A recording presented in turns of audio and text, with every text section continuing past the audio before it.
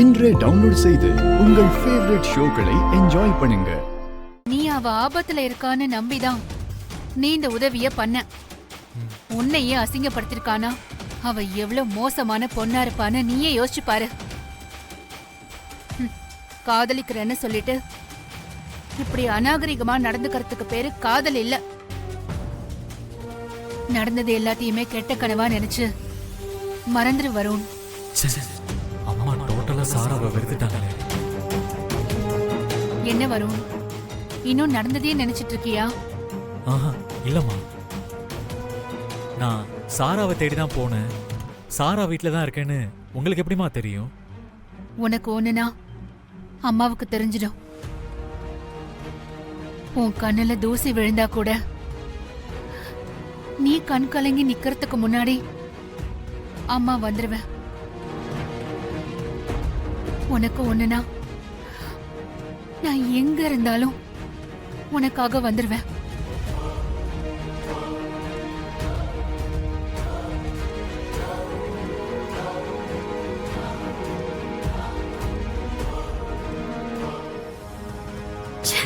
அங்க என்ன நடக்குதுன்னு தெரியலையே. இந்த சாராக்கு போன் பண்ணாலும் போக மாட்டேங்குது. பேசாம நேர்ல போய் பாத்துடலாமா? நாம போய் அந்த நேரம் சாரா வீட்டுக்கு அண்ணாமலை வந்துட்டா வேண்டாம் வேண்டாம். எதுக்கும் கடைசியா ஒரு தடவை சாராக்கு கால் பண்ணி பார்க்கலாம்.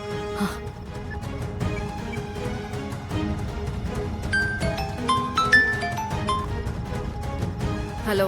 ஏய் சாரா, அங்க வெண்ணிலா வரல, அண்ணாமலை தான் வந்துட்டு இருக்காங்க. இத சொல்லணும்னு உனக்கு எவ்வளவு நேரம் தான் கால் பண்றது? ஆனா காலே போல. என்ன ஆச்சு? எல்லாமே சொதப்பிருச்சு வான்மதி.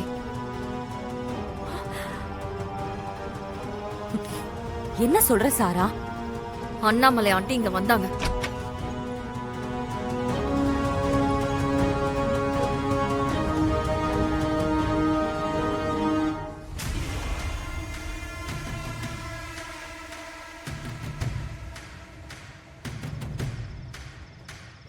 வருண் ஏன் கூட தான் இருக்கான்னு அண்ணாமலை ஆண்டிக்கு எப்படி தெரிஞ்சதுன்னு தான் இப்ப வரைக்கும் எனக்கு புரியவே இல்ல. அதுக்கு காரணம் இந்த வெண்ணிலா தான். அவதான் அண்ணாமலை ஆண்டிக்கு கால் பண்ணிருக்கா. அவங்க வெண்ணிலாவை வீட்டுக்கு போக சொல்லிட்டு உன்னை பார்க்க வந்துட்டாங்க. அவளை நான் சும்மாவே விட மாட்டேன். ஏய், என்ன ஏதோ அண்ணாமலை கிட்ட மாட்டி விடல? இல்ல. நல்லதா போச்சு. நீ ஒண்ணு பண்ணு, வருண் கூட இருந்த மாதிரி போட்டோஸ் எடுத்திருக்கல, அதை எனக்கு அனுப்பி விடு.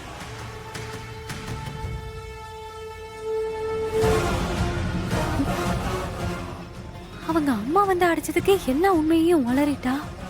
இனிமே இவ்வளவு நம்புறதெல்லாம் வேஸ்ட்.